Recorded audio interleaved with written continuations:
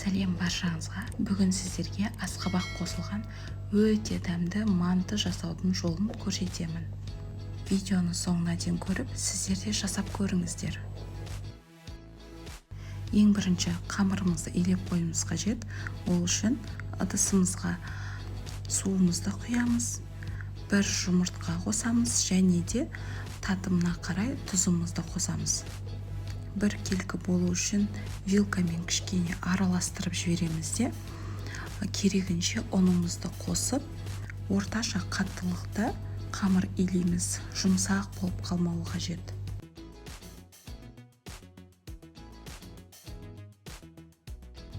Қамырымызды илеп болған соң, 1 сағатқа пакетке орап тындырып қоямыз. Енді салмасын дайындаймыз. Ол үшін бізге пияз, картоп, асқабақ және де фарш қажет. Пиязымызды жіңішке және де майда етіп турап аламыз. Пиязымыз көбірек болу қажет, сонда оның соғы шығып, сочный фарш болып шығады. Кейін картоп пен асқабақты майда кубик етіп турап шығамыз. Картоп қоспай, тек қана асқабақ қана қосуға болады. Бірақ біздің отбасымызға картоп та қосқан өте қатты ұнайды. Сондықтан мен қостым. Барлығын турап болғаннан кейін татымына қарай тұзымызды қосамыз, қарабұрышымызды қосамыз. Кейін фаршымызды қосып, барлығын жақсылап араластырып шығамыз.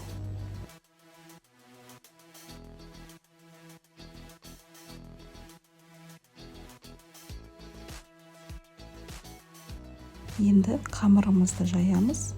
Менде бағана дайындаған қамырдан 2 зуала қамыр шықты. Қамырды жұқа бір тегіс етіп жаю қажет. Жұқа қамыр болса өте дәмді болады, қалың болып қалғаннан гөрі.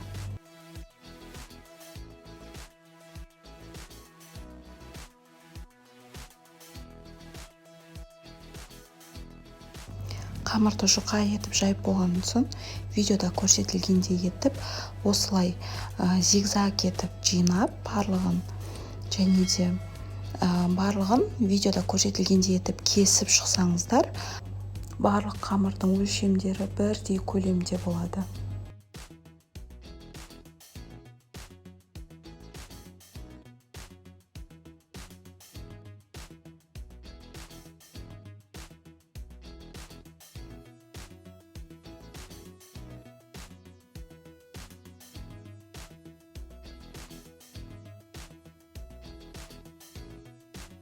Қамырдың барлығын кесіп болғаннан кейін біртіндеп қамырларымызды жайып шығамыз да, үстінен салмамызды саламыз.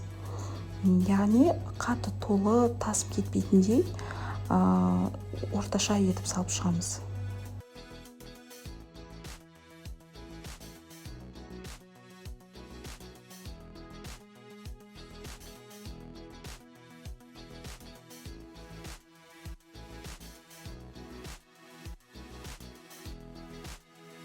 Мен видеода қалай мантыны түйетін әдісімді көрсеттім.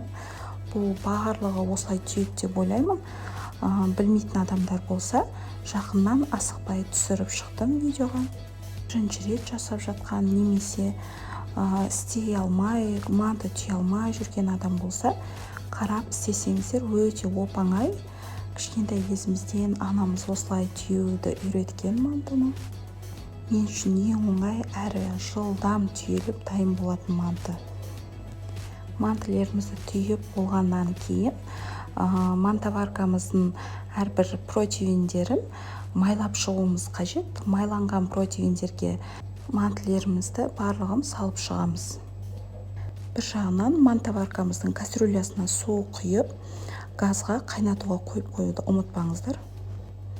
Мантоваркаға мантылерімізді салып болғаннан кейін міндетті түрде бетін майлап шығыңыздар, сонда піскен кезде беті қаязып немесе құрғап қалмас үшін.